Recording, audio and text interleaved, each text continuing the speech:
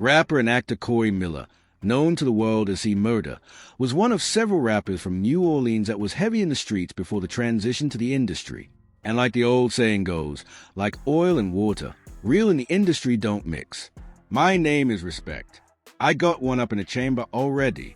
Rapper, actor, and author Corey Miller, better known to the world as C. Murder, was born March 9, 1971 in New Orleans, Louisiana. He was raised in the courtyards of the notorious Kaleo Project's Old Side. At a time, the city's homicide rate had taken off and the NO was nearing #1 for the murder capital of the world. He attended S. Monica Catholic School and was raised in a tight-knit family with 3 brothers and 1 sister. And although he had the love and support he needed inside the house, it was the court ways and influences outside the house that made the biggest impact on his life. I'm bad news. Hot Boy Jimmy. Hi, Jimmy.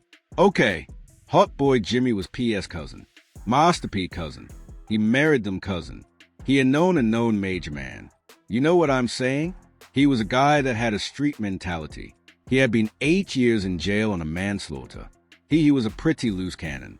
Hot Boy Jimmy was first cousins to the Miller brothers and received the title of Hot Boy due to his lore being laid as one of New Orleans' most dangerous figures. He had a reputation for being a live wire which brings respect in the streets, and younger cousin C. Murder was highly influenced by this. They said it. Music. C. Murder hit the national rap scene in the mid-1990s as a member of the rap trio True, the Real Untouchables. His older brother, Master P, was a hustling genius who got his music business street degree in Richmond, California, where he formed the first edition of the rap group True. Originally, the group consisted of 9 members, including Master P, Silk the Shacker, and C. Murder. But after receiving extensive backing from Priority Records, P broke the group down to just himself, C, and Silk, started No Limit Records, and moved back to New Orleans where he began to sign new talent. My cousin, while P was creating his lane as a musical general, younger brother Sean was creating his own lane as a street general. C was considered rap royalty and was the heir to the No Limit empire, which naturally gave him love throughout the city. But it was his prior relationship with the streets of Central City, New Orleans, that also made him feared and in some ways made him a target. Right now, there's the CP3 Kaleo Project 3rd Wolf Peak Gang. Police say it's getting better, but this is still one of the most violent places in the country. Project Throw Up Your Hood and Represent. Here we go. During the mid-1990s, the Kaleo was labeled the most dangerous neighborhood in all the U.S., and C. Murder was a product of it. Before he was a rapper, he was thorough in the streets of New Orleans and was affiliated with some of the city's top rap artists, as well as some of the city's most notorious figures. He was a big dog amongst big dogs and was highly respected as such. He is a product of the Glenn Metz era and was heavy in the mix of the generation that followed.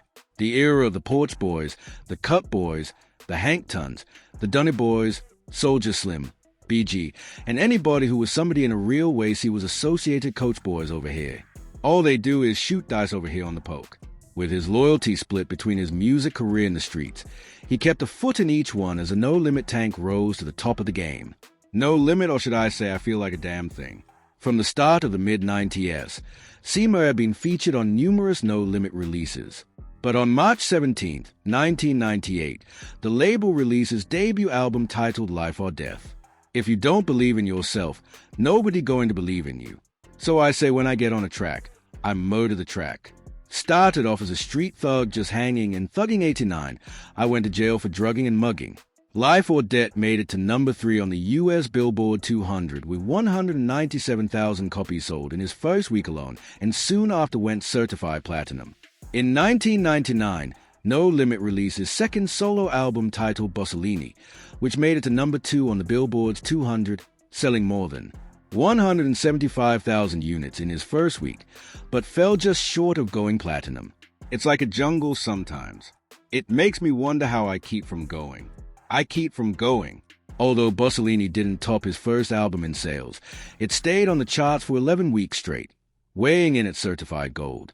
Success was great for the Kaleo native, but it wasn't until his third album titled Trapped in Crime that he would become a household name. It's the world's most dangerous crew. True Records, my crew stay behind bars. We get superstars. Trapped in Crime contains C.S. biggest and most well-known single to date, Down for My, which featured Snoop Dogg and Magic. In 2001, C started on his next record, but this time he wouldn't need a beat because his record was actually attached to a temp motor. While trying to enter a Baton Rouge nightclub, C was stopped by a security guard who told him he couldn't enter without being searched. C then signaled for the manager who wasn't trying to hear it. So instead of just leaving, he drew a pistol from his waistband and attempted to fire a shot inside the club, but the gun jammed. C and his crew left the club that night, but was later arrested on a warrant for 2 counts of attempted first-degree murder and 1 count of illegal use of a weapon. He was released on a $100,000 bail while awaiting trial. Even us as a family, I love my brother looking at him and looking at his life. It's like everybody's life is an example. For us, in the eyes of Master P, C was out of control, and like a big brother should, P tried schooling him on separating the streets from his career, but C was too far in his own lane at 1,000 miles per hour and couldn't hear it. Instead of separating the two, he welcomed the street element into his career by resolving his issues with violence and surrounding himself with some of New Orleans' most dangerous. On October 23, 2001, C Murder dropped his last album with No Limit titled CP3, which charted at number 45 on the Billboard 200 and would go on to sell only 260,000 copies in All Me and Still You Catch Me in the Project by the Liquor Store. Cam was the embodiment of the rap group True, and although Master P was a general, from his subject matter to his rap flow, C easily stood out as a frontman and in 2001 started True Records, but later changed the name to Bossellini Records and signed a Nightboard native by the name of Magic Easy. I struggled to keep in my ghetto. We were supposed to be called the Bossellini Boys. It was me, some murder, and Magic. We was about to do some music together. But I didn't know it was this destruct. Him and Magic was just not on the same page at the time. To the world, he was Master P.'s little brother.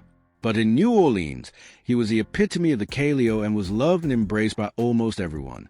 Even as a millionaire and a made man, C still found the time to not only give back to the community, but to actually spend time with the people. Now, C, you used to chill in the sea with me when I was little. You know what I'm saying? All that straight from the project. You only from the Yo the Hood is C. You hear me? Much love to my dog C. You hear me? We go to from the Calio. We go in the Magnolia. We go anywhere. Hit the Mel. Let's ride. This the Mel for me right here. Another part of the third world. When somebody come through me and they stop, and I'm out there, I'ma be there. We watch all that SEAL Project documentary and he showed that was nothing but love back. Were you around at that time when he came back up? I was in prison when C went to the mountain. I want to see New Orleans. This New Orleans third wall. Projects. You heard me. Everything up there. We got the CIO mouth and the Magnolia.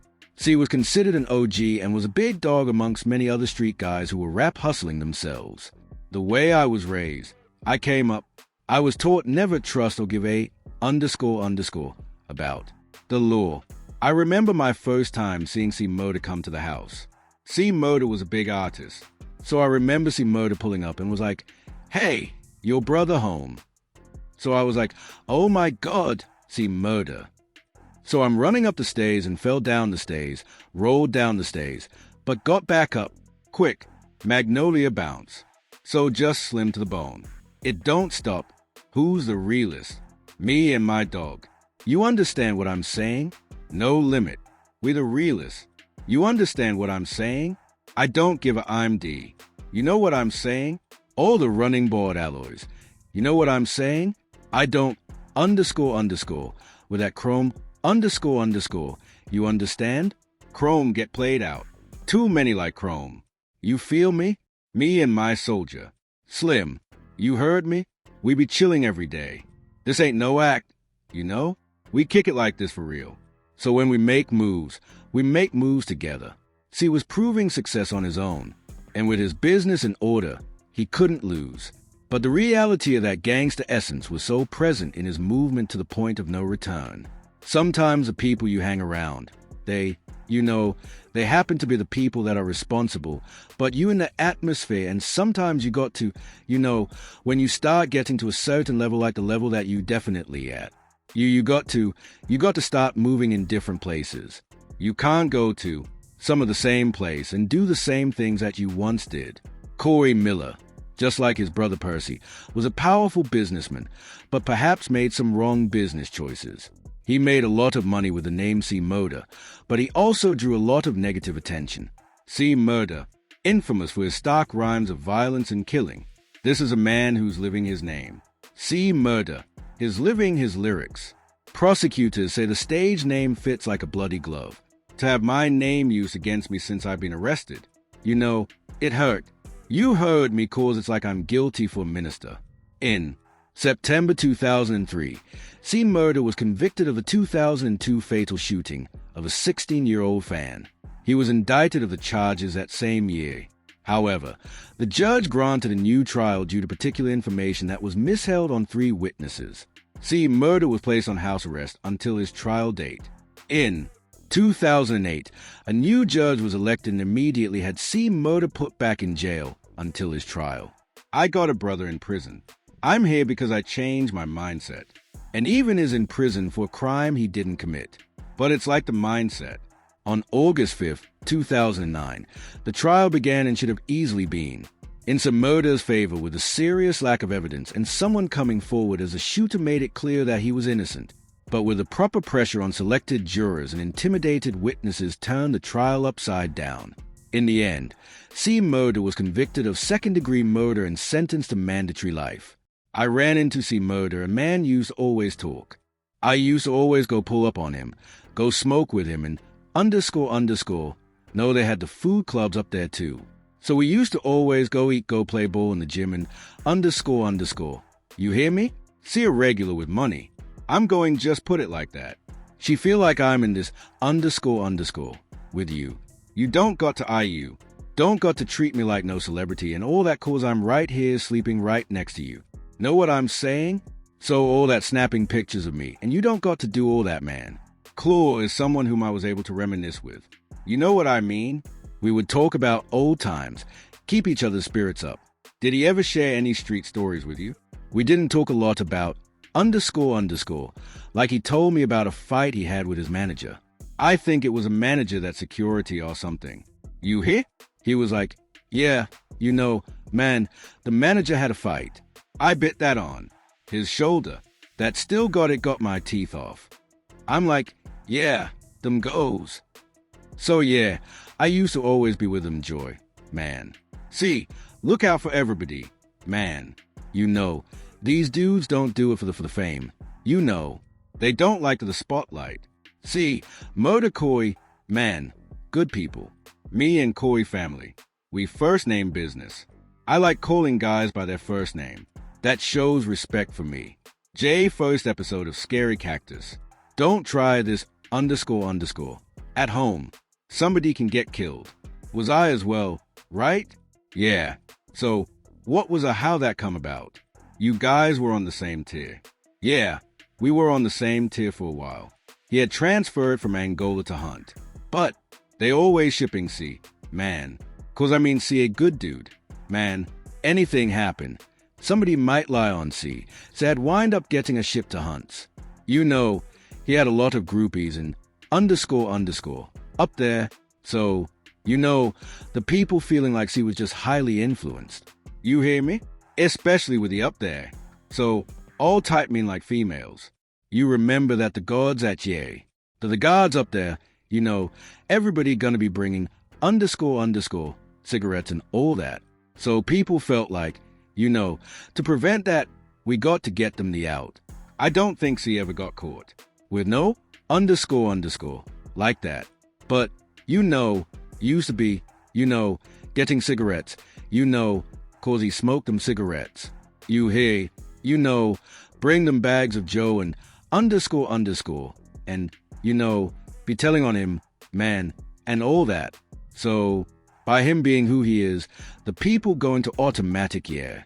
He influencing the population. Corey is 52 years old. He has 3 beautiful daughters that's awaiting his return to society. This is what we need on the streets. You know what I'm saying? We need these kind of people.